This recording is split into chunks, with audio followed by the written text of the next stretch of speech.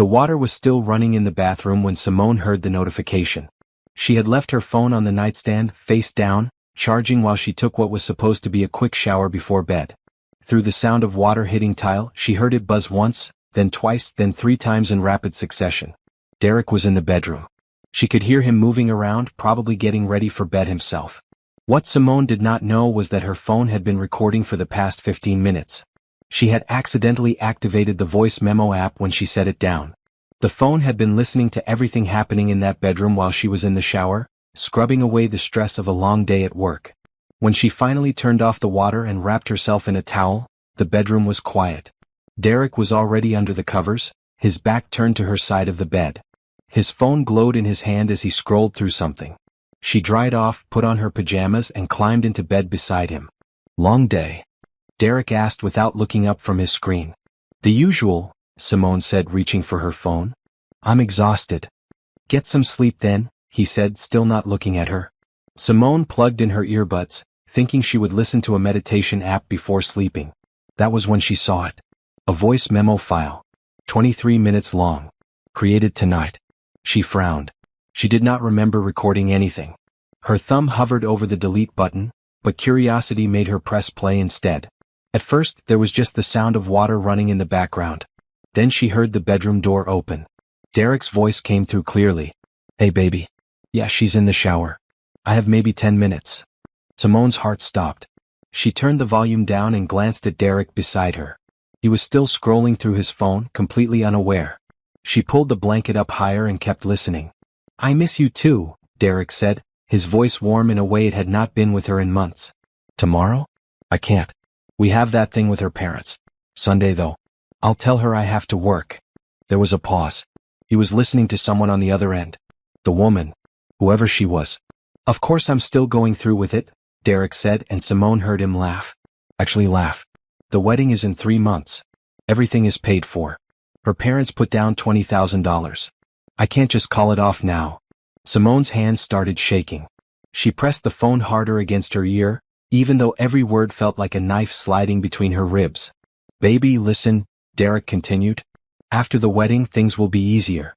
We'll have the house fully in both our names. I'll have access to everything. Give it a year, maybe 2, then I'll file for divorce. I'll get half of everything and we can finally be together for real." Simone could not breathe. She could not move.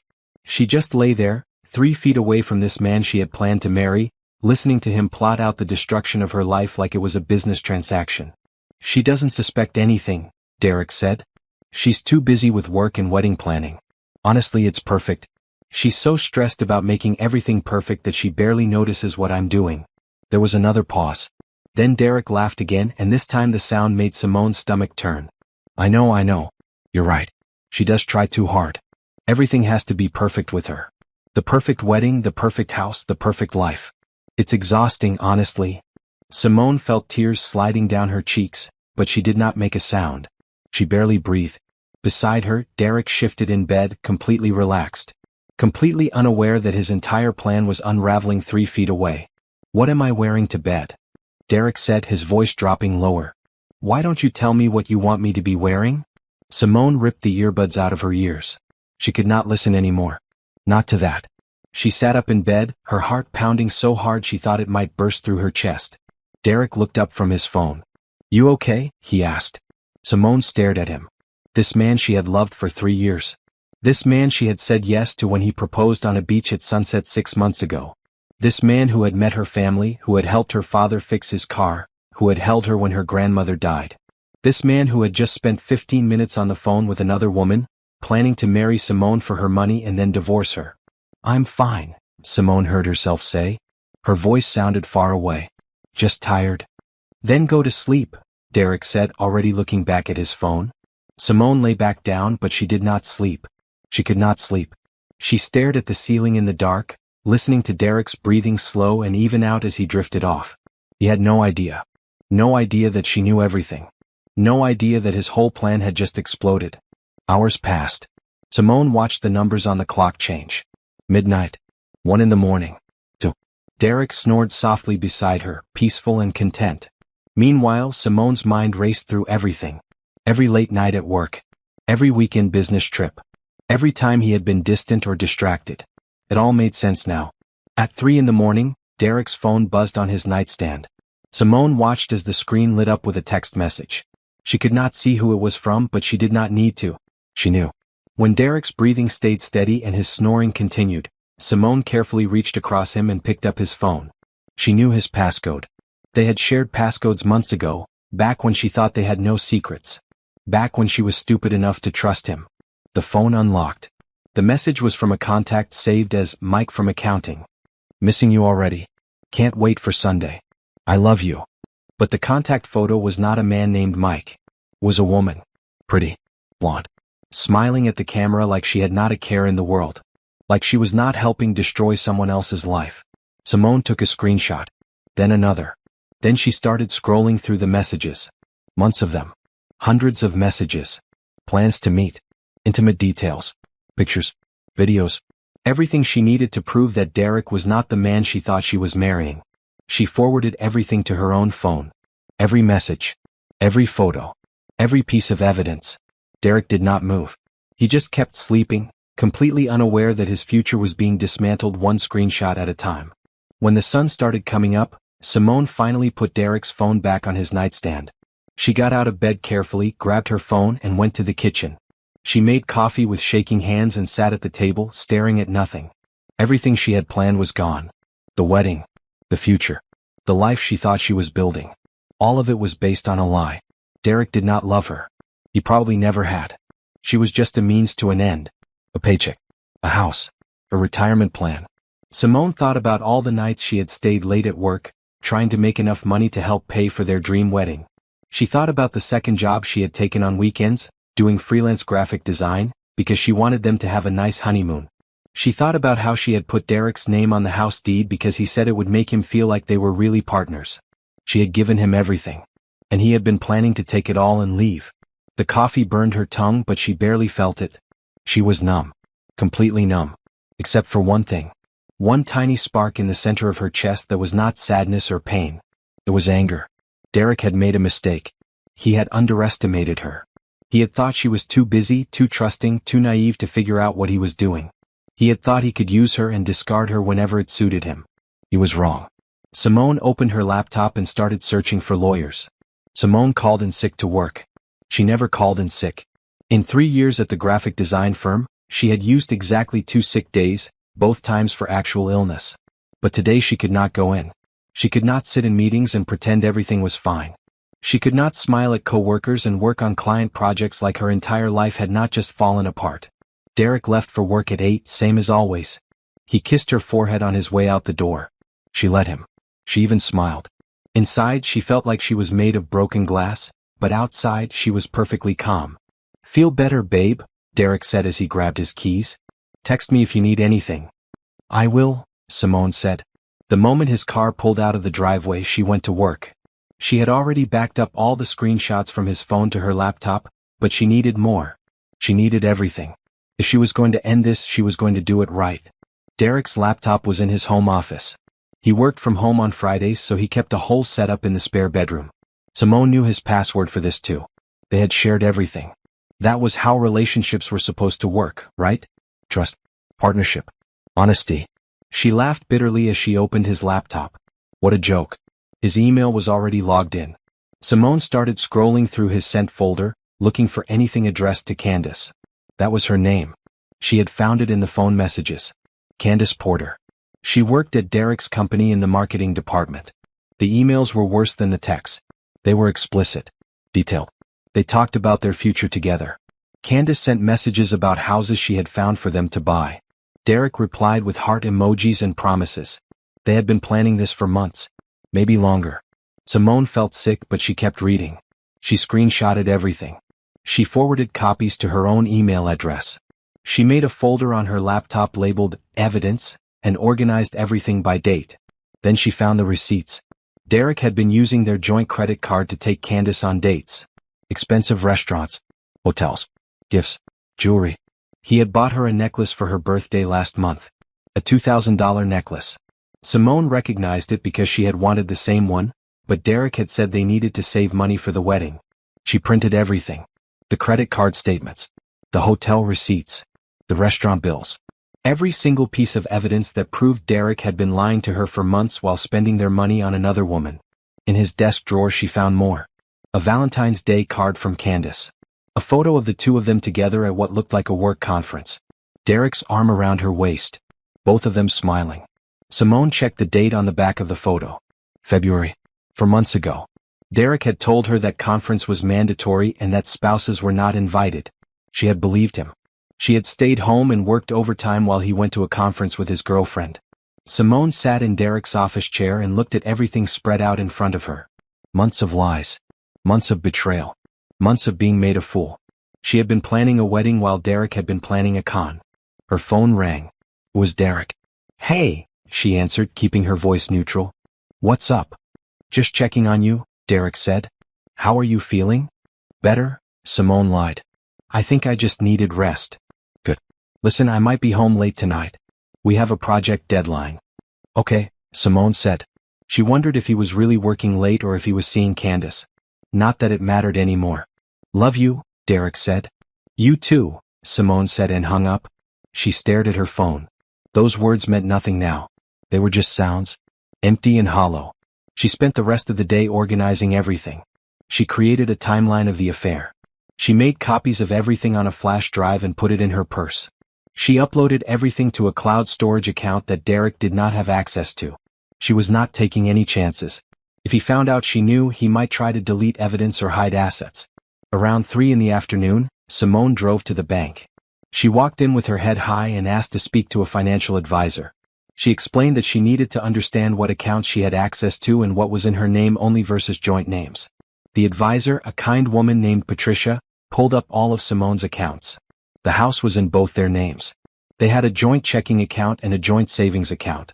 Derek had his own checking account for his business expenses, and Simone had her own savings account that she had opened before they met. "I want to remove someone from my joint accounts," Simone said carefully. "What's the process?" Patricia looked at her sympathetically. She had probably seen this before. Women coming in trying to protect themselves before a breakup. "Both parties need to agree to close or separate joint accounts," Patricia explained. "However, you can withdraw funds from a joint account without permission from the other person. You can also open new accounts in just your name at any time." "What about the house?" "If both names are on the deed, you'll need a lawyer to help with that. It gets complicated with property." Simone nodded. She had expected as much. "Can I open a new checking account today? Just in my name?" "Absolutely." Simone opened a new account and transferred half the money from the joint savings account into it. It was her money. She had earned it. She was not leaving it for Derek to spend on his girlfriend. She also transferred her entire paycheck deposit to the new account. Starting next pay period, her money would go somewhere Derek could not touch it. When she got home, Derek's car was not in the driveway. Working late like he said. Or maybe he was with Candace. Simone did not care anymore. She had work to do. She went through the house room by room, making a list of everything she had bought versus what Derek had bought. The television was hers. The couch was joint. The kitchen table was hers. The bed was joint. She was methodical about it, taking photos of everything for documentation. Then she went to her jewelry box. She found her grandmother's ring. The one that had been passed down through 3 generations. She put it in a safe deposit box at the bank the next day, along with other important documents. Her birth certificate. Her social security card. Her passport. Everything Derek might try to use against her. She was building a case. Not for court necessarily, but for herself. She needed to know that when she finally confronted him, she had everything she needed. She needed to know that he could not wiggle out of this or make her doubt herself. Derek came home at 9 that night. He smelled like perfume. Not her perfume. He kissed her cheek like nothing was wrong. "How was work?" Simone asked, her voice sweet. "Exhausting," Derek said. "But we got the project done." "That's good." Simone watched him go upstairs to shower.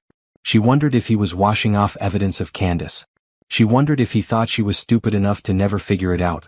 That night, lying in bed beside him again, Simone felt nothing. Not love. Not hate. Just a cold, clear determination. She was going to end this.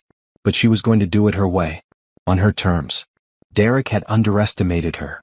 That was his first mistake. And it was going to be his last. The law office was downtown, in one of those tall buildings with glass walls and expensive art in the lobby.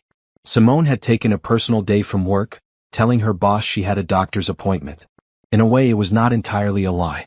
She was going to see someone who would help her diagnose the problem and fix it. The lawyer's name was attorney Lisa Hammond. She specialized in family law and had excellent reviews online. Simone had spent hours researching lawyers, reading reviews, looking at success rates. She wanted someone smart. Someone who would not judge her. Someone who would help her protect what was hers. Ms. Brooks? The receptionist called her name. Attorney Hammond will see you now. Simone followed her down a hallway to a corner office. Attorney Hammond was a black woman in her 50s, with silver streaks in her natural hair and sharp eyes behind designer glasses. She stood up and shook Simone's hand firmly. Please sit down, she said, gesturing to a comfortable chair across from her desk. Tell me what brings you in today. Simone took a breath and told her everything. The recording. The messages. The affair. The plan to marry her and divorce her for money. She showed Attorney Hammond all the evidence on her laptop. Every screenshot. Every receipt. Every email. Attorney Hammond listened carefully, taking notes on a legal pad. She did not interrupt. She just let Simone talk until there was nothing left to say. How long have you been together? Attorney Hammond asked when Simone finished. 3 years. Engaged for 6 months. And the house. You said both names are on the deed. Yes. I bought it 2 years ago with my savings, but Derek said it would mean a lot to him if I added his name. He said it would make him feel like we were really building a life together. So I did. 6 months before he proposed. Attorney Hammond nodded, writing something down. And how much did he contribute to the down payment? Nothing. I paid for everything. But he said he would pay half the mortgage, which he has been doing. Do you have documentation of that? Yes. All the bank statements show his contributions. Good. That helps. Attorney Hammond looked at Simone seriously. Here's the situation. You're not married yet, which is actually good news for you. If you were married, dividing assets would be much more complicated. As it stands, you have options. What kind of options? First, the house. Since you paid the down payment and have been paying the mortgage, you have a strong claim to it. However, because his name is on the deed, he has partial ownership. You can either buy him out, force a sale, or negotiate terms. Given the circumstances and the evidence you have, I believe we can negotiate terms that are favorable to you. Simone nodded. What about the joint accounts? You can legally withdraw any amount from joint accounts. I would recommend taking out what you contributed plus half of what he contributed. Keep detailed records of everything. You're already doing that, which is smart. And the wedding? We've paid deposits. My parents paid for most of it. If you cancel, you'll lose some deposits, but not all. Most vendors have cancellation policies. The sooner you cancel, the more you might get back. As for your parents' contribution, they could potentially sue Derek for reimbursement, but that would be their decision, not yours. Simone felt her chest tighten. Her parents had been so excited about the wedding. They had saved for years to give her the perfect day. And Derek had taken their money knowing the whole thing was a scam. What's my next move? Simone asked. We need to protect your assets immediately. Here's what I recommend. Attorney Hammond pulled out a clean legal pad and started writing. First, document everything in the house that belongs to you. Take photos, videos, keep receipts if you have them. Second, open new bank accounts in your name only and gradually move your money. Don't take everything at once because that could cause issues, but protect what's yours. Third, change passwords on all your personal accounts. Email, social media, everything. Fourth, start looking for a place to stay because once you confront him, you don't want to be in that house. I can stay with my friend Tatiana. Good. Do you have somewhere secure to keep important documents? I got a safe deposit box. Excellent. Put anything irreplaceable in there. Family heirlooms, important papers, anything you can't replace. Attorney Hammond looked at Simone with something like respect. You're being very smart about this. A lot of people come in here emotional and reactive. You're thinking clearly. I don't feel clear, Simone admitted. I feel like I'm moving through fog. That's shock. But you're still functioning, which is what matters. Now, about the confrontation. How do you want to handle that? I want everyone to know what he did, Simone said. The words came out harder than she intended. I want his family to know. My family. Our friends. I don't want him to be able to spin this like I'm the bad guy. Attorney Hammond considered this carefully. I understand the impulse. But you need to be strategic. If you expose him publicly, he might retaliate. He might try to make you look bad or cause problems with your job. He works at Henderson and Associates. She works there too. The woman he's having an affair with. If I report them, they could both get fired for having a workplace relationship, right? Possibly. Many companies have policies about that, especially if there's any power dynamic involved. Is there? Derek is a senior analyst. She's in marketing. I don't think he's her direct supervisor, but he's higher up than her. That could be a problem for them. But Simone, you need to think about what you want out of this. Do you want revenge, or do you want to move on with your life intact? Can't I have both? Attorney Hammond smiled slightly. Sometimes. But revenge has a cost. It takes time and energy. It keeps you tied to this situation longer. My job is to help you understand all the consequences before you make decisions. Simone thought about this. She thought about Derek sleeping peacefully while she lay awake. She thought about Candace texting him love messages while Simone worked overtime to pay for a wedding that was never going to happen. I want both, Simone said finally. I want him to face consequences for what he did. And I want to move on. Then we'll make a plan that accomplishes both, Attorney Hammond said. But we do it legally and strategically. No acting out of emotion. No making decisions when you're angry. Everything we do has to be calculated and documented. They spent the next hour going over details. Attorney Hammond drafted a letter that Simone would eventually give to Derek, demanding he sign a quitclaim deed removing himself from the house. In exchange, she would not sue him for the money he spent on Candace using their joint credit card. It was not fair, but it was practical. He won't sign it, Simone said. Then we'll negotiate. The important thing is you make the first move. You control the narrative. Before Simone left, Attorney Hammond gave her a folder full of documents. Legal information about property rights. Instructions for protecting assets. A list of therapists who specialized in relationship trauma. One more thing, Attorney Hammond said as Simone stood to leave. This is going to be hard. Harder than you think. Even when you're angry, even when you know you're doing the right thing, you're going to have moments where you doubt yourself. Where you wonder if you should give him another chance. Don't. I won't. I've seen a lot of people in your situation. The ones who go back always regret it. The ones who leave and don't look back? They build better lives. Remember that when it gets difficult. Simone nodded. She shook Attorney Hammond's hand and left the office feeling more solid than she had in days. She had a plan now. She had someone on her side who knew what they were doing. She drove to Tatiana's apartment next. Tatiana had been her best friend since college. They had lived together for 2 years before Simone moved in with Derek. Tatiana had never particularly liked Derek, though she had been polite about it. I knew something was wrong, Tatiana said when Simone told her everything.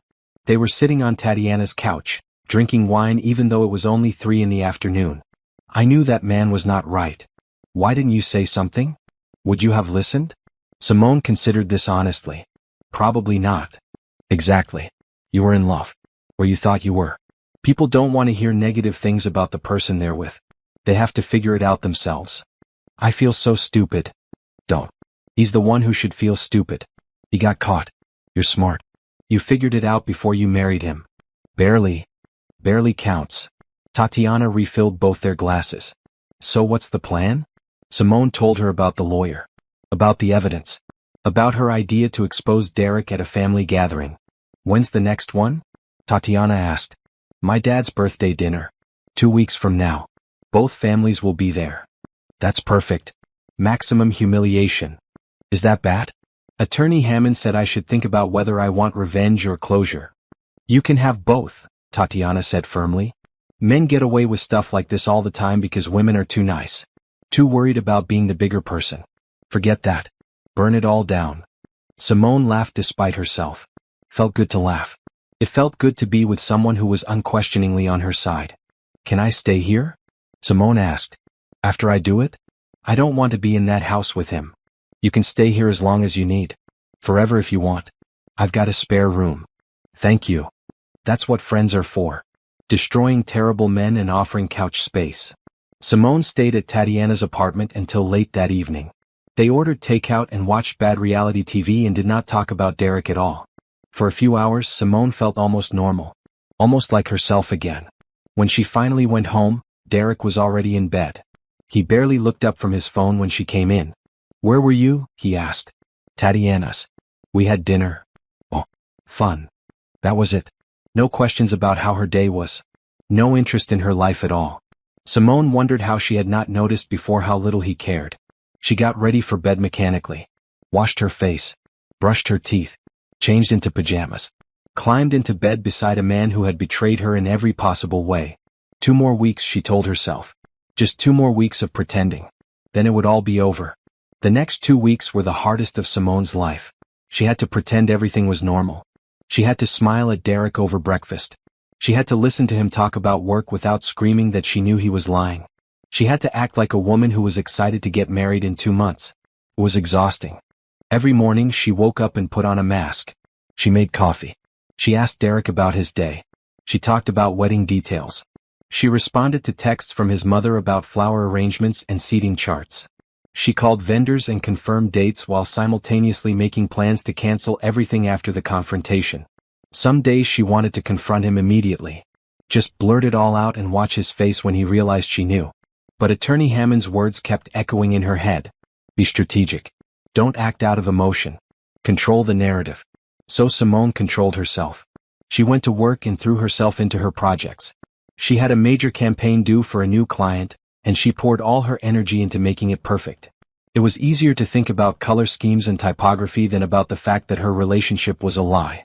Her coworkers noticed she seemed stressed, but they attributed it to wedding planning. Everyone knew planning a wedding was hard.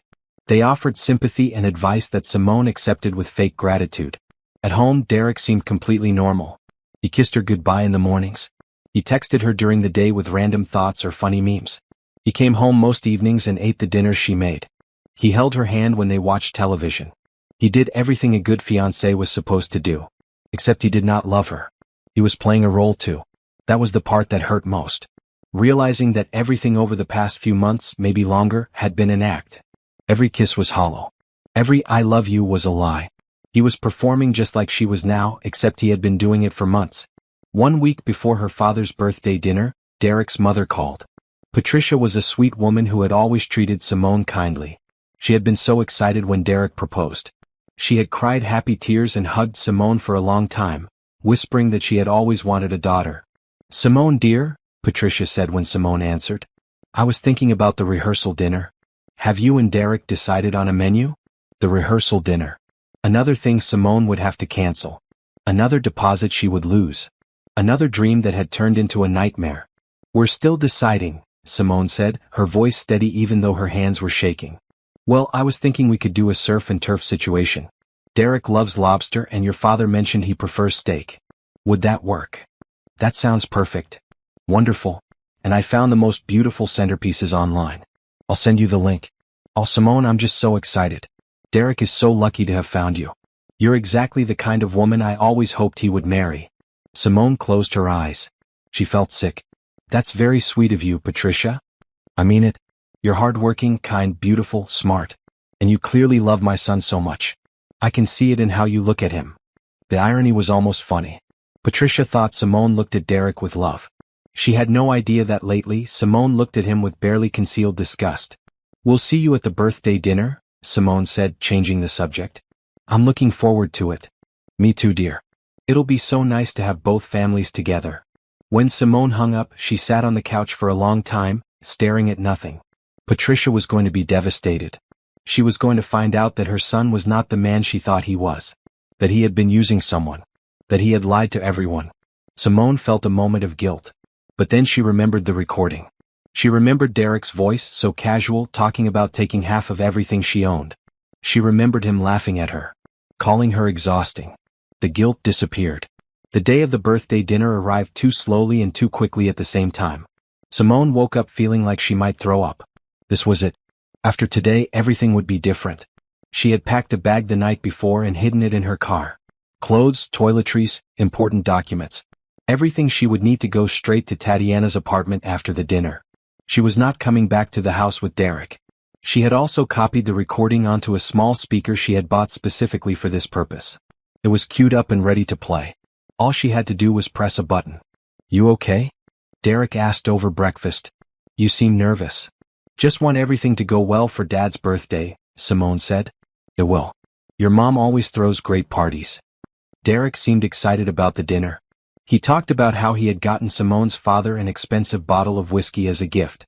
He mentioned that some of his coworkers might stop by later to say hello since the party was at a restaurant they all knew. Simone just nodded and smiled and did not mention that one of those co-workers was probably Candace. They got dressed up. Derek wore a suit. Simone wore a red dress that she had bought months ago for the engagement party. She looked at herself in the mirror and barely recognized the woman staring back. She looked older, tired, but also determined. "You look beautiful," Derek said, coming up behind her and kissing her neck. Simone did not flinch away, but it took everything she had. They drove to the restaurant together. Simone's parents had rented out a private room for the party. About 30 people would be there. Both families, close friends, a few colleagues from her father's job, and Candace. Derek had mentioned she might stop by. Everyone was already there when they arrived. Simone's father, a retired teacher with gray hair and a big smile, greeted them at the door. He hugged Simone tight and shook Derek's hand. "Happy birthday, Dad," Simone said. "Thank you, sweetheart. 65 years old. Can you believe it? You don't look a day over 40. Her father laughed. "You're a terrible liar, but I love you for it." They moved into the room. Patricia was there with Derek's father, Thomas. Simone's mother was directing the wait staff, making sure everything was perfect. Tatiana stood in the corner, sipping wine and watching everything. When she saw Simone, she raised her glass slightly. They had gone over the plan a dozen times. Tatiana knew what was about to happen. The dinner itself was almost nice. The food was good. The conversation flowed. People laughed and told stories about Simone's father. He opened gifts and made jokes about getting old. Derek sat beside Simone, playing the part of the perfect son-in-law to be. He laughed at the right moments. He complimented the food. He put his arm around Simone's shoulders. She let him. For now. About halfway through dinner, Derek's phone buzzed. He glanced at it and smiled slightly before putting it away. Simone knew that look. That was his Candace smile. "I invited a few people from work," Derek said to the table. "Hope that's okay. They wanted to wish you happy birthday, sir." Simone's father waved a hand. "The more the merrier." 20 minutes later, 3 people from Derek's office arrived. 2 men Simone recognized from the company holiday party. And Candace. She was exactly like her photos. Blonde, pretty, carefully dressed. She greeted Derek with a professional handshake and a smile that lingered too long. Then she turned to Simone. "You must be the famous fiancé," Candace said, extending her hand. "I've heard so much about you." Simone shook her hand. "Funny. I've heard a lot about you too." Something flickered in Candace's eyes. Uncertainty. But then Derek laughed and the moment passed. "Candace is one of our best marketing people," Derek said. "She's been helping me with a big project." "I bet she has," Tatiana muttered from across the table. The new arrivals got drinks and joined the party. Simone watched Candace watching Derek. She saw the small glances they exchanged. The way Candace positioned herself close to him. The way Derek's whole body seemed to orient toward her even when he was talking to someone else. And nobody else noticed. Or if they did not think anything of it. Because why would they? Derek was engaged. He was getting married in 2 months. He would not be stupid enough to bring his mistress to his future father-in-law's birthday party. Except he absolutely would. Because he thought he was getting away with it. Simone stood up. Her hands were shaking, but her voice was steady. "Before we have cake," she said loudly, getting everyone's attention.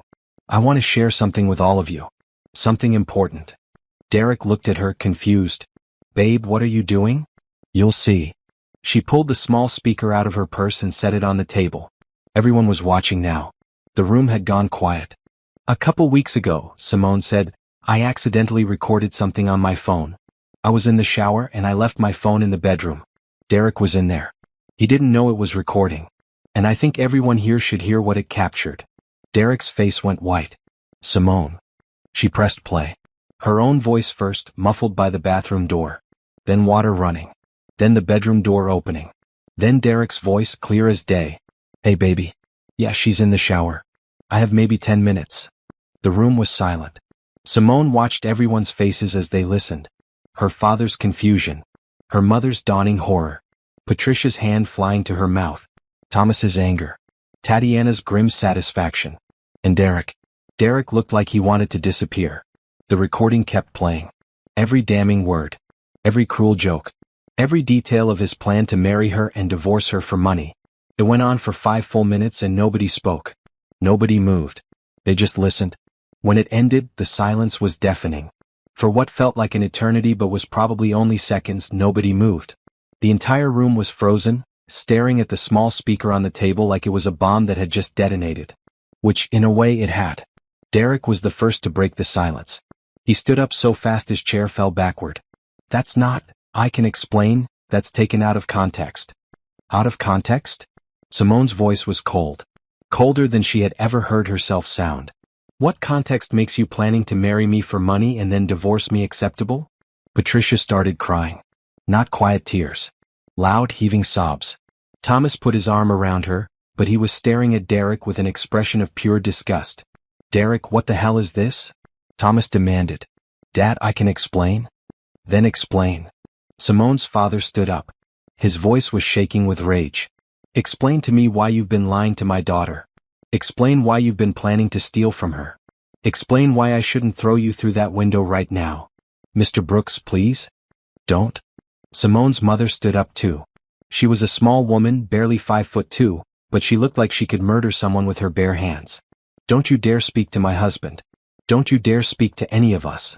Derek looked around the room desperately, searching for someone who might be on his side. There was no one. Even his co-workers looked horrified. One of them was already backing toward the door. Then Derek's eyes landed on Candace. Candace had gone completely pale. She looked like she wanted to sink through the floor. Her hands were shaking so badly she had to put down her wine glass. Is that her? Tatiana asked, standing up and pointing at Candace. Is that the woman? Derek did not answer, but he did not need to. His face said everything. Oh my God, Candace whispered. Derek, you said you told me? What did he tell you? Simone asked, turning to face Candace directly. That he was unhappy? That I didn't understand him? That he was going to leave me? Candace's mouth opened and closed. No sound came out. Let me guess, Simone continued. He told you the engagement was a mistake. That he was only staying with me until he figured out how to get out. That he loved you, not me. Candace nodded slightly. He lied to you too, Simone said. He was planning to marry me and stay married for a few years. Long enough to claim half of everything I own. Then he was going to divorce me and come to you. You weren't his girlfriend. You were his backup plan. That's not true, Derek said weakly. Really? Simone pulled out her phone. Should I play the text messages? The emails? Should I show everyone the hotel receipts for all the times you told me you were working late? Derek's father stood up and walked over to his son. For a moment, Simone thought he might hug him. Comfort him. But instead, Thomas looked at Derek with more disappointment than Simone had ever seen on anyone's face. I raised you better than this, Thomas said quietly. Dad. I don't want to hear it. Thomas turned to Simone. I'm sorry. I'm so sorry. I don't know what happened to him, but this is not the son I thought I knew. Patricia was still crying, but she managed to stand up. She walked over to Simone on shaking legs. I'm so sorry, she whispered. I'm so sorry he did this to you. You deserved so much better. Simone felt her own eyes getting wet, but she blinked the tears back. She was not going to cry in front of Derek. She was not going to give him that. The engagement is off, Simone said, addressing the whole room but looking at Derek. There will be no wedding. I want you out of my house. Tonight. I've already packed your things. They're in the garage. You can't kick me out, Derek said. My name is on that house. Actually, I can. I spoke to a lawyer. Since I paid the entire down payment and have been covering the mortgage, I have grounds to demand you leave while we sort out the property division. And if you don't leave peacefully, I'll file a restraining order. Derek's face went from pale to red. You can't do this. I already did. Simone pulled out another document from her purse. This is a quitclaim deed. You're going to sign it and remove your name from my house. In exchange, I won't sue you for the thousands of dollars you spent on Candace using our joint credit card. I'm not signing anything. Then I'll see you in court. And I'll make sure everyone knows exactly what you did. Your family. Your friends. Your employer. Simone looked at Candace. Both of your employers. Candace made a small noise like a wounded animal. You think you can threaten me? Derek's voice was getting louder. The nice guy mask was slipping. You think you can just humiliate me in front of everyone and get away with it? I think you humiliated yourself, Simone said calmly. I just made sure everyone knew about it. Derek took a step toward her, his hands clenched into fists. Instantly both fathers moved. Simone's father got between her and Derek, and Thomas grabbed his son's arm. Don't even think about it, Simone's father said. Get out, Thomas said to Derek. Get out before you make this worse. Worse? How could this possibly be worse? You could go to jail for assault, Tatiana said from across the room. Because if you touch Simone, I'm calling the cops. Derek looked around the room one more time. At his crying mother. At his disgusted father. At Simone's family glaring at him like he was something they had scraped off their shoes. At his co-workers already edging toward the exit. At Candace, who was staring at the floor and crying quietly. This isn't over, Derek said. Yes, it is, Simone said. It's been over for weeks. You just didn't know it. Derek grabbed his coat and stormed out. The sound of the door slamming echoed through the room. For a moment, nobody spoke. Then Candace stood up. I should go. Yeah, you should, Tatiana said. I didn't know, Candace said, looking at Simone with red eyes. I swear I didn't know he was planning that. He told me you two were basically over. That you were just going through the motions until he figured out how to end it. Do you want sympathy? Simone asked. Because you're not getting it from me. You knew he was engaged. You knew what you were doing was wrong. You just didn't care. Save it. Just go. Candace grabbed her purse and left without another word. As soon as she was gone, Simone's mother rushed over and pulled her into a tight hug. Oh baby. Oh my sweet girl. That was when Simone finally cried. Not gentle tears. Big, ugly, body-shaking sobs. All the stress and pain and betrayal of the past 2 weeks came pouring out of her while her mother held her and stroked her hair and whispered that everything was going to be okay. Patricia came over too, still crying. Simone, I'm so sorry. I'm so sorry my son did this to you. If there's anything we can do. It's not your fault, Simone managed to say between sobs. You didn't know. I should have known. A mother should know. He fooled everyone, Tatiana said gently. That's what con artists do. The rest of the party was cancelled, obviously. The waitstaff cleared the tables while people gathered their things. Simone's father cancelled the cake. Everyone hugged Simone and told her they were there for her if she needed anything. Derek's co-workers left quickly, probably to start spreading the news at work. Simone knew that by Monday morning, everyone at Henderson and Associates would know what Derek had done. She found she did not care. Let them know. Let everyone know. Thomas approached Simone before he and Patricia left. We'll make sure he signs those papers, he said. I promise you that. And if there's anything you need, anything at all, please call us. This isn't your fault. This is all on Derek. Thank you, Simone said. After everyone left, only Simone, her parents, and Tatiana remained in the private room. They sat at one of the tables, nursing drinks and processing what had just happened. I'm proud of you, Simone's father said finally. That took guts. I thought you'd be angry that I ruined your birthday. Angry? Sweetheart, you just saved yourself from making the biggest mistake of your life. That's the best birthday present I could have asked for. Your father's right, Simone's mother said. Better to find out now than after you were married. I just can't believe I didn't see it sooner. Don't do that, Tatiana said firmly. Don't blame yourself. He was lying. You trusted him because that's what you're supposed to do in a relationship. He's the one who betrayed that trust. They sat there for another hour talking through everything. Simone told them about finding the recording, hiring the lawyer, collecting evidence. She told them about the last 2 weeks of pretending everything was fine. You're stronger than you know, her mother said. Not everyone could have done what you just did. I didn't feel strong. I felt like I was going to throw up the entire time. Courage isn't not being afraid, her father said. It's being afraid and doing it anyway. Eventually they all left the restaurant. Simone hugged her parents goodbye and promised to call them tomorrow. Then she got in Tatiana's car and they drove to Tatiana's apartment.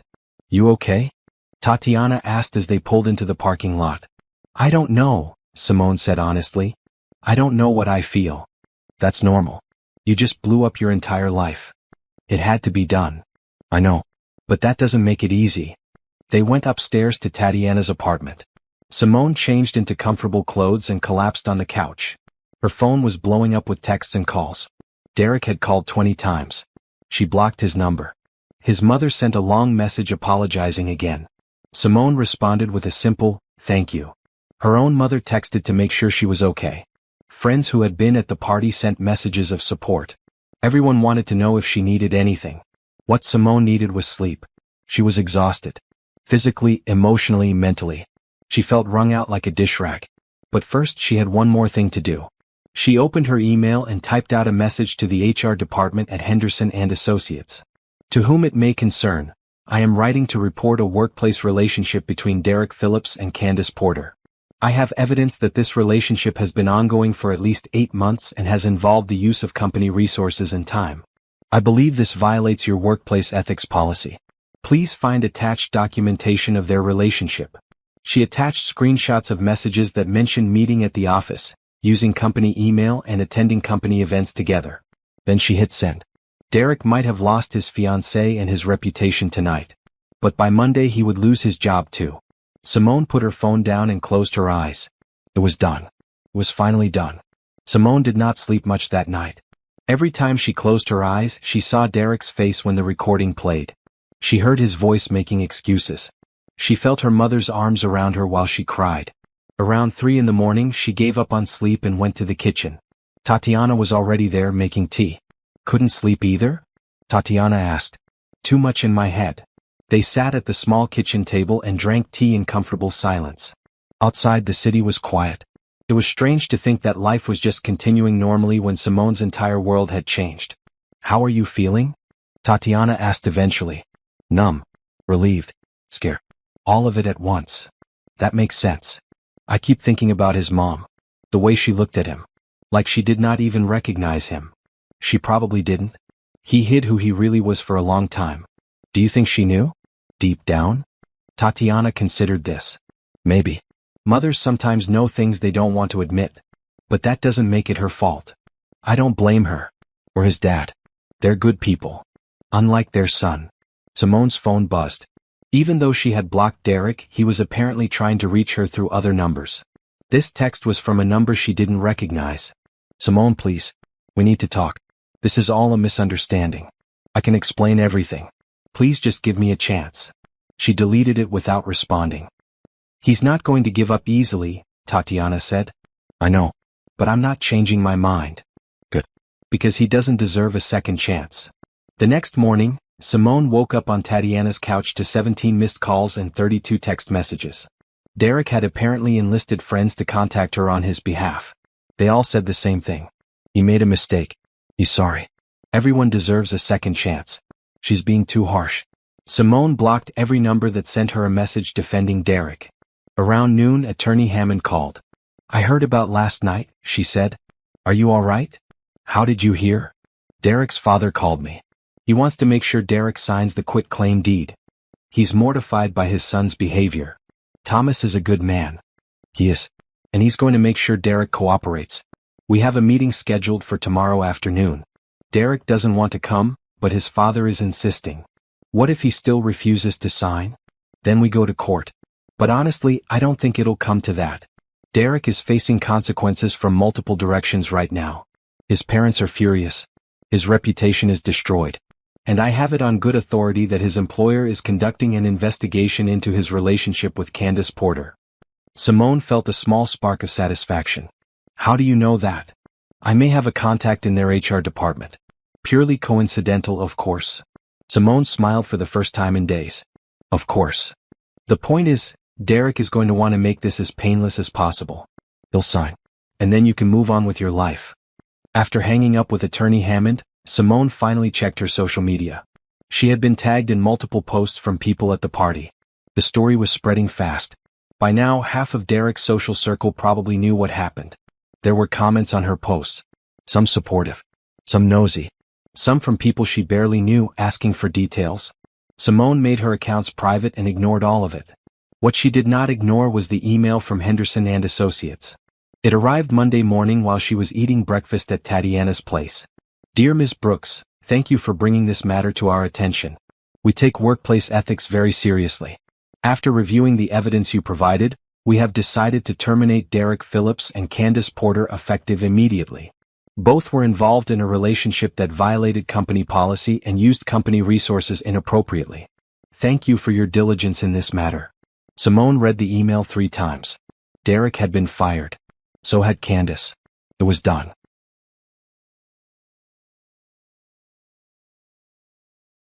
She felt something settle in her chest.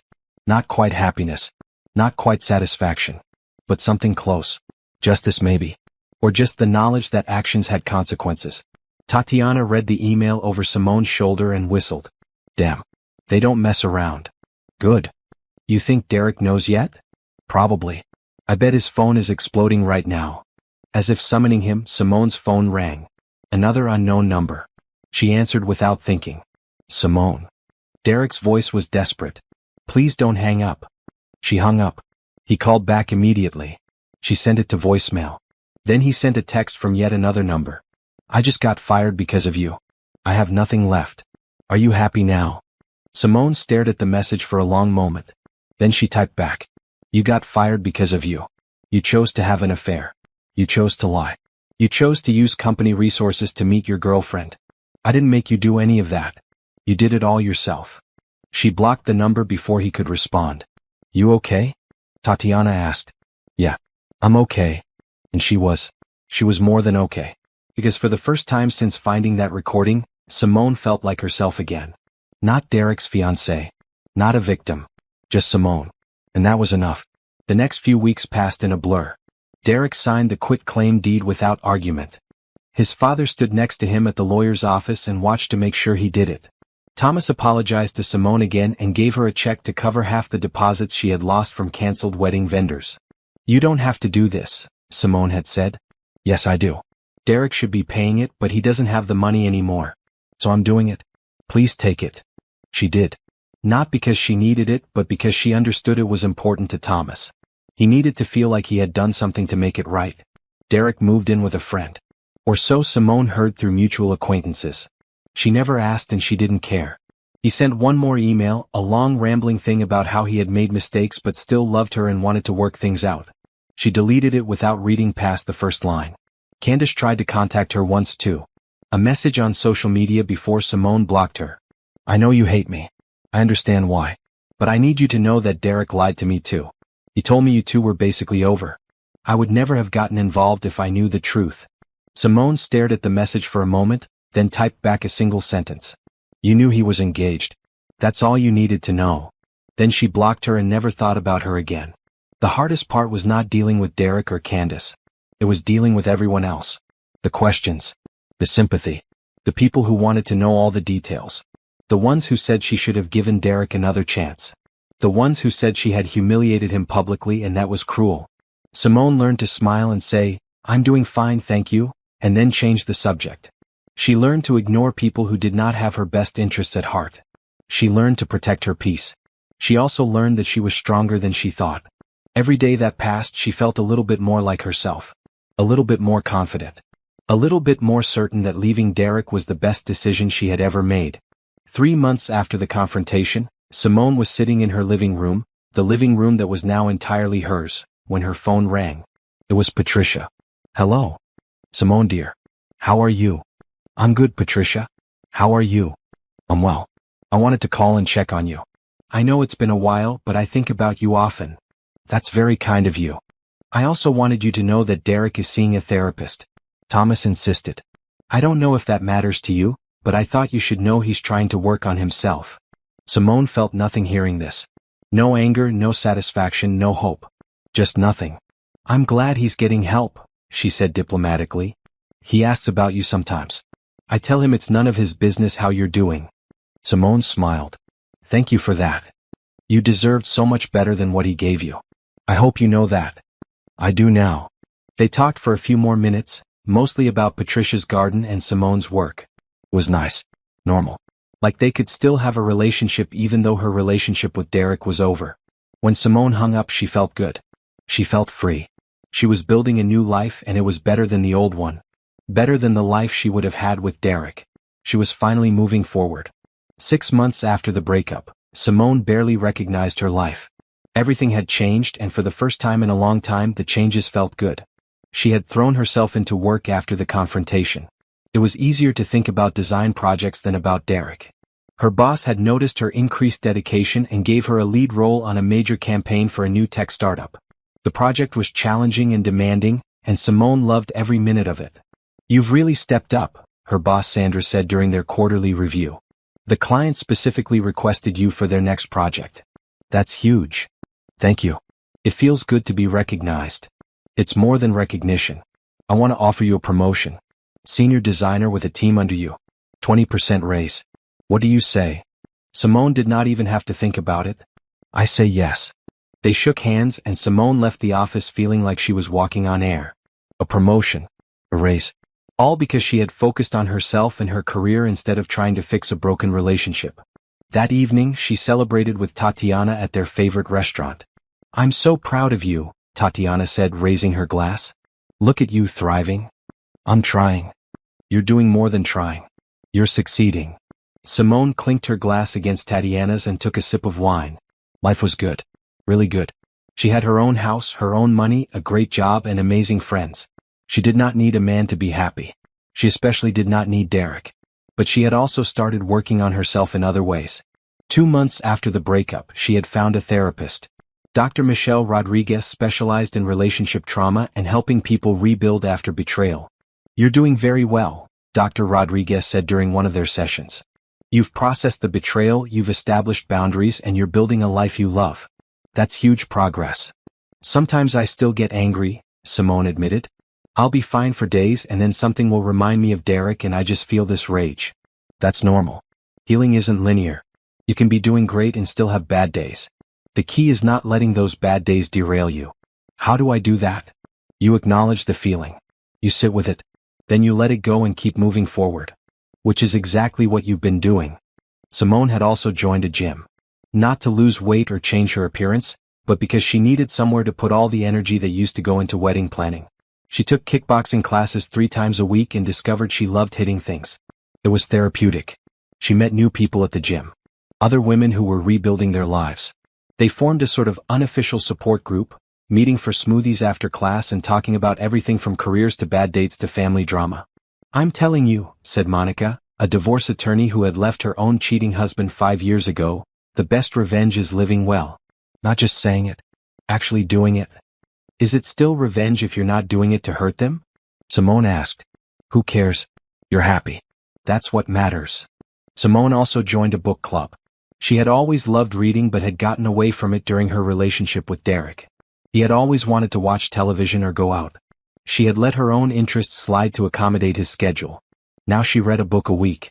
The book club met every other Thursday at a local coffee shop, and Simone looked forward to it more than almost anything else.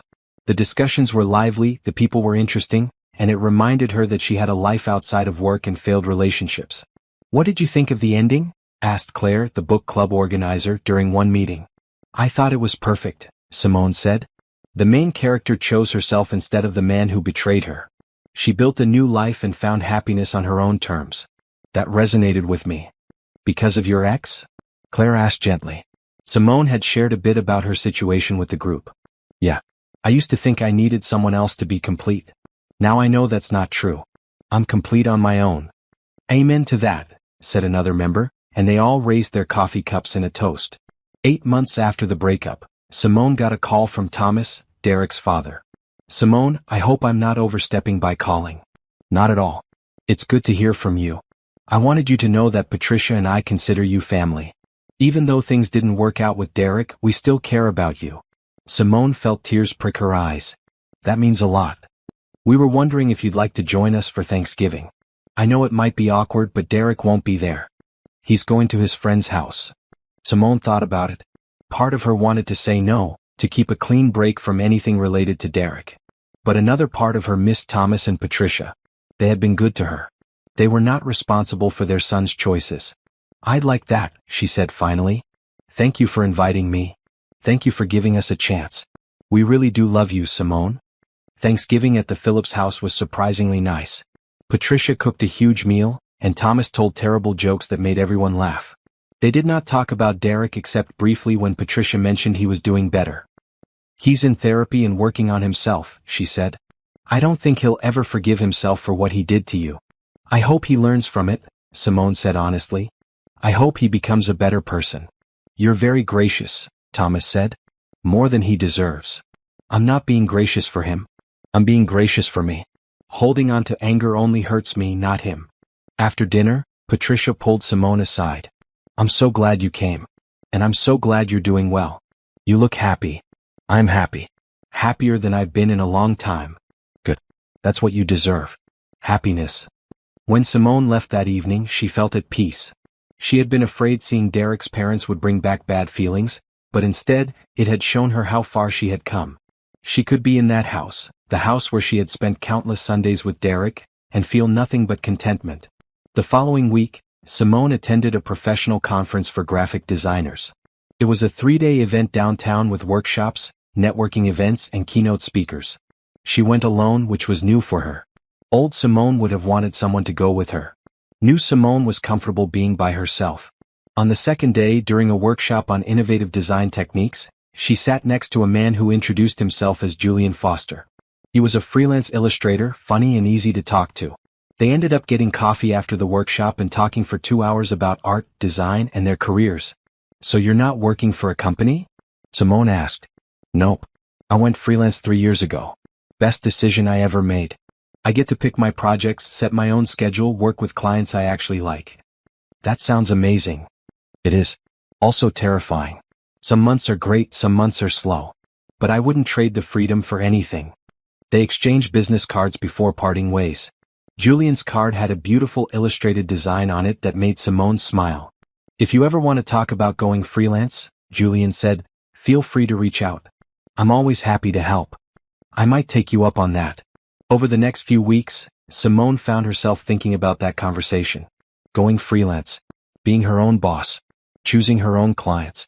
It was appealing. Really appealing. She started researching. She looked at other freelance designers' websites. She calculated how much money she would need to save before making the leap. She made a list of potential clients. And slowly an idea started forming. What if she started her own design business? Not immediately, but eventually. Something to work toward. For the first time since Derek, Simone was excited about the future. Not a future with someone else, but her own future. One she was building brick by brick. She was not the same woman who had found that recording 10 months ago. That woman had been planning a wedding, planning a life with someone who did not deserve her. That woman had been willing to ignore her own dreams to support someone else's. This woman, the new Simone, was different. Stronger. Clearer about what she wanted. And what she wanted was a life that belonged entirely to her. It was a random Tuesday afternoon when Julian texted her. "Hey, I'm working on a project that could use your expertise. Interested in a collaboration?" Simone smiled at her phone. She and Julian had been texting occasionally since the conference 2 months ago. Nothing romantic. Just professional conversation that sometimes veered into friendly territory. He was easy to talk to, which Simone appreciated. No pressure. No expectations. "What kind of project?" she texted back. "Startup needs a full rebrand. Logo, website, marketing materials. It's a lot of work but good money. Thought we could team up." "I'm interested. Send me details?" They met at a coffee shop the next day to discuss the project. Julian brought his portfolio and a proposal from the client. As they talked through ideas, Simone realized how much fun she was having. Collaborating with Julian felt natural. He listened to her ideas, built on them, challenged her in ways that made her work better. "You're really talented," Julian said when they had hammered out a rough concept. "Like, I've worked with a lot of designers. You're one of the best." "Thank you. You're not so bad yourself." "I'm serious. Have you ever thought about going out on your own?" "Actually, yes. I've been thinking about it a lot lately." "You should do it. With your skills and reputation, you'd kill it." They worked on the project together over the next month. It was intense but rewarding. The client loved what they created, and Simone and Julian made a good profit splitting the fee. More importantly, it showed Simone that she could do this. She could be her own boss. She could succeed without a corporate structure around her. "Same time next week?" Julian asked after their final presentation to the client. "Same time next week for what?" "I don't know. Coffee? Another project? I like working with you." Simone felt something flutter in her chest. Something she had not felt in a long time. Interest. Not intense attraction or desperate need. Just genuine interest in another person. "I like working with you too," she said carefully. "Good." Julian smiled. "Then let's do more of it." They started meeting regularly. Sometimes for work. Sometimes just for coffee or lunch. Julian was different from Derek in every way. He asked questions about her life and actually listened to the answers. He respected her boundaries. He never pushed for more than she was willing to give. "Can I ask you something?" Julian said one day over lunch. "Sure. What happened with your ex? You mentioned you had a bad breakup, but you never gave details." "You don't have to tell me if you don't want to." Simone considered this. A year ago, the question would have brought up pain and anger. Now she felt detached, like the story belonged to someone else.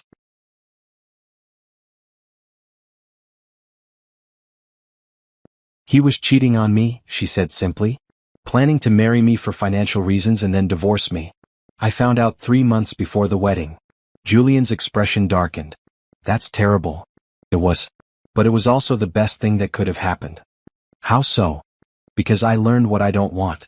I learned to trust my instincts. I learned that I'm strong enough to handle hard things. And I learned that I don't need anyone else to be happy. That's healthy, Julian said. A lot of people never learn that. What about you? Any dramatic breakup stories? Nothing that dramatic. My last relationship just kind of fizzled out. We wanted different things. She wanted to move across the country for a job. I didn't want to leave. So we ended it. Any regrets? No. It was the right decision for both of us. We're still friends actually. She's happy. I'm happy. Sometimes relationships just run their course, you know? Simone did know. And she appreciated that Julian did not seem bitter or damaged by his past. He had moved on in a healthy way. They kept seeing each other. Slowly, carefully, their friendship started shifting into something more. Julian never rushed her. He let Simone set the pace.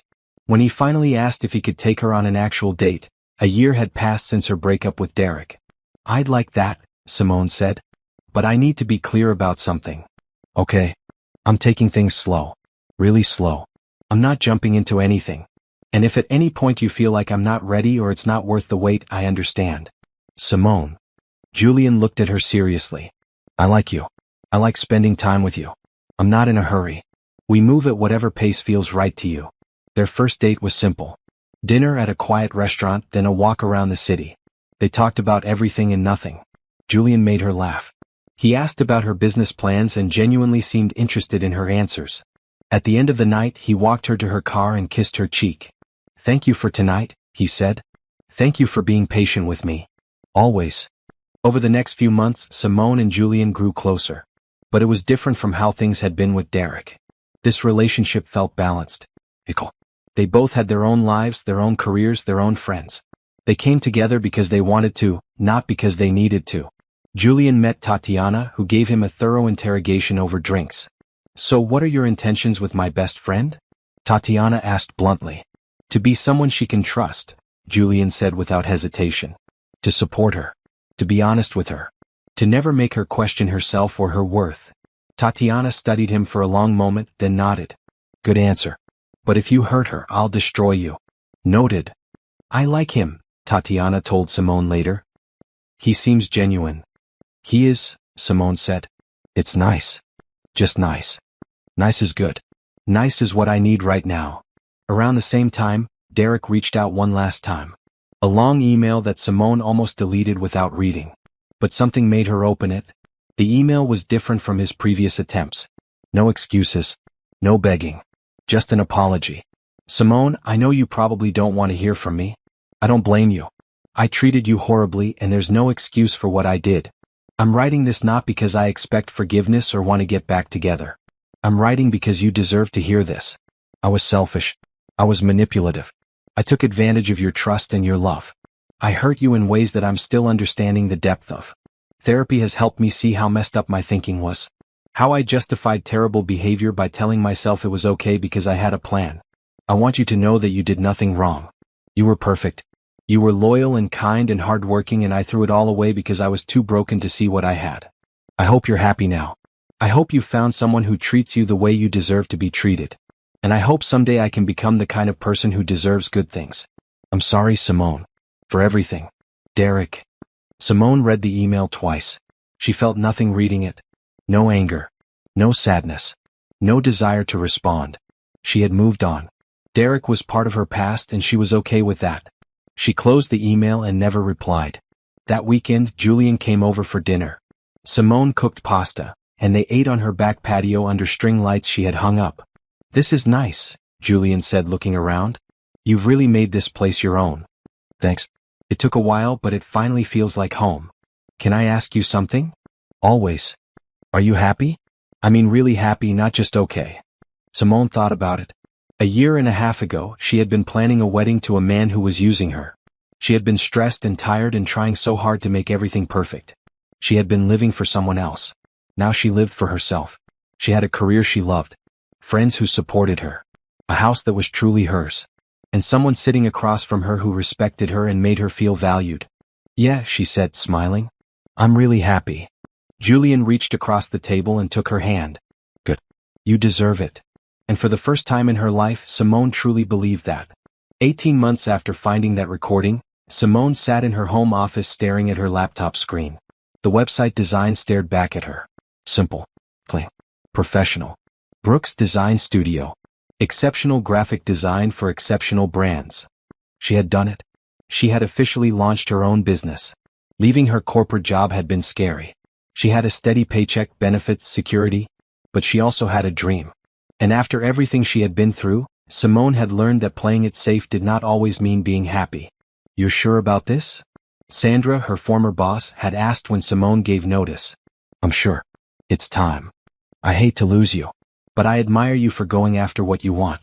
And if you ever need a reference or a contract job, call me. Thank you. For everything. That had been 3 months ago. Since then, Simone had been building her business one client at a time. It was hard work. Some days she wondered if she had made a mistake. But most days she woke up excited to work. That made all the difference. Julian had been her biggest supporter. He helped her with the business website, introduced her to potential clients, and talked her through the scary moments. You've got this, he said whenever she doubted herself. You're one of the most talented designers I know. They had been officially dating for 6 months now. It was still going slowly by most standards, but that was okay with both of them. They had dinner together twice a week. They spent weekends working on projects or exploring the city. They talked about everything. Simone appreciated that Julian never pushed for more. When she was ready to say, I love you, she did. When she was ready to meet his family, she did. Everything happened naturally on her timeline with no pressure. My mom wants to meet you, Julian had said nervously last month. Okay. Okay? Just like that. Yeah. Why not? I don't know. I thought you might need time to think about it. Julian. Simone had taken his hand. I'm ready. I wouldn't say yes if I wasn't. Meeting Julian's mother was surprisingly easy. She was a warm woman who hugged Simone immediately and asked about her business. They talked for hours over dinner, and Simone felt completely comfortable. I like her, Julian's mother said to him later, not quietly enough. Don't mess this up. I'm trying not to, Julian said, grinning. Around the same time, Simone got a call from Patricia. Derek's mother called every few months to check in. They had maintained a relationship separate from Derek, which Simone appreciated. I have news, Patricia said. Derek's engaged. Simone felt absolutely nothing hearing this. That's good. I hope he's learned from his mistakes. I hope so too. Her name is Amy. She seems nice, but I don't know her well yet. Derek's been very private about the relationship. That's probably smart. Take time to build something real before involving everyone. You're very mature about this. I don't think I could be so calm if Thomas had done to me what Derek did to you. It's been almost 2 years, Patricia. I've moved on. I'm happy. I want Derek to be happy too. Just far away from me. Patricia laughed. Fair enough. How's your business going? They talked for another 20 minutes about Simone's work, Patricia's garden, and life in general. When they hung up, Simone realized she had talked about Derek's engagement without any emotional reaction. That was growth. That evening she told Julian about the call. How do you feel about it? He asked. Honestly, I don't feel anything. It's like hearing about a stranger getting engaged. That's healthy. Is it weird that I hope it works out for him? Not because I want him back or forgive him, but because I want him to do better. To be better. No, that's not weird. That's compassionate. You've healed enough to wish him well from a distance. When did you get so wise? Julian grinned. I've always been wise. You're just now noticing. 2 months later, Simone hit a major milestone. Her business was officially profitable. She had enough clients to cover her expenses and then some. She was making more money than she had at her corporate job, and she was happier doing it. She celebrated by taking Tatiana out to dinner. Look at you, Tatiana said, raising her glass. Business owner. Independent woman. Living your best life. I couldn't have done it without you. You let me stay with you when I had nowhere else to go. You supported me through everything. That's what best friends do. Besides, you would have done the same for me. In a heartbeat. They clinked glasses and drank to new beginnings. At home that night, Simone walked through her house and took stock of her life. The house was fully decorated now. Every room reflected her taste, her style, her personality. No compromises. No trying to blend someone else's preferences with her own. Just purely hers. Her office was filled with design equipment and client work. Her bedroom was peaceful and comfortable. Her living room was cozy with the exact couch she wanted. Her kitchen had the expensive espresso machine she had always wanted but Derek said was too impractical. Every corner of this house made her happy. She thought about the woman she had been 2 years ago. Stressed. Trying so hard to be perfect. Sacrificing her own dreams for someone who did not appreciate it. Planning a wedding to a man who was planning to use her. She barely recognized that woman now. The Simone of today was confident. Strong. Independent. She knew her worth. She knew what she wanted. She knew she could survive anything because she already had. Her phone buzzed. Julian. Just wanted to say goodnight. And that I'm proud of you. And that I can't wait to see you tomorrow. Simone smiled. This was what a healthy relationship looked like. Support. Respect. Genuine affection. No games. No manipulation. Just two people who cared about each other and showed it. Good night. See you tomorrow. She put her phone down and looked around her house one more time. This was happiness. Not the fairy tale kind. Not perfect. But real. Solid. Built on a foundation of self-respect and hard work. Derek had tried to take everything from her. Her money. Her future. Her dignity. But he had failed. Because Simone was stronger than he ever gave her credit for. She had rebuilt her life from scratch, and it was better than anything she could have imagined. She had not just survived Derek's betrayal. She had thrived because of it. And that was the best revenge of all. The invitation arrived on a Tuesday morning. Elegant cream cardstock with gold lettering. You are invited to celebrate 2 years of Brooks Design Studio. Simone had been planning this party for months. A celebration of her business success, but also of how far she had come personally. She wanted to thank everyone who had supported her. Her family. Her friends. Her clients. Julian. The party was at a rented event space downtown. Simone had transformed it with string lights, elegant decorations, and a slideshow of her best work from the past 2 years. There was food, music, and an open bar. She had spared no expense. People started arriving at 7. Tatiana came first, helping Simone with last-minute details. You look amazing, Tatiana said. Simone wore a royal blue dress that made her feel powerful and beautiful. I feel amazing. You should. You built all this yourself. Simone's parents arrived next, proud and beaming. Her father hugged her tight. I'm so proud of you, sweetheart. Look what you've accomplished. Thanks, Dad. Remember 2 years ago? At my birthday dinner?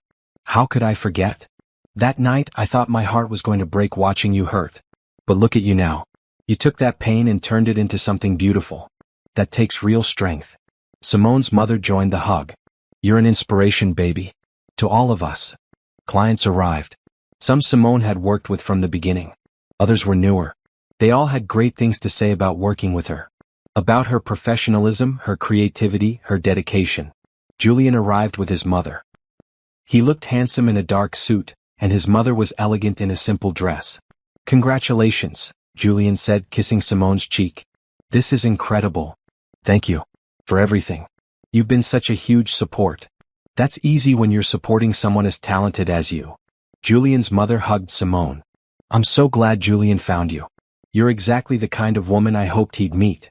That's very sweet of you. I mean it. You're strong, independent, successful. You know your worth. That's rare. The party filled up quickly. 50 people laughing, drinking, celebrating. Simone moved through the crowd, thanking people for coming, catching up with friends, making sure everyone was having a good time. At one point, she found herself standing with Monica from the gym and Claire from book club. They were talking about a mutual friend's divorce. She's handling it well, Monica said. Better than most people do. That's because she has good examples, Claire said, nodding at Simone. You showed all of us that you can survive betrayal and come out stronger. I don't know about that, Simone said. No, she's right, Monica insisted. When I met you 2 years ago, you had just blown up your entire life. You were staying with a friend, starting therapy, trying to figure out what came next. And look at you now. You own your own successful business. You're in a healthy relationship. You're happy. That's inspiring. Simone felt tears prick her eyes. Thank you. That means a lot. Later, Simone stood at the front of the room and gave a short speech. Thank you all for being here tonight. 2 years ago I was at a crossroads. I had to make some hard decisions about my life and my future. I had to figure out who I was and what I wanted. It wasn't easy. There were days I wanted to give up. Days I wondered if I was making a mistake. But I had support. From my family who never doubted me. From my friends who held me up when I couldn't stand on my own. From clients who took a chance on a new business owner. And from Julian who showed me what a real partnership looks like. This business exists because all of you believed in me. So thank you. From the bottom of my heart, thank you. Everyone applauded. Simone saw her mother crying happy tears. Her father beaming with pride. Tatiana grinning and mouthing, I love you.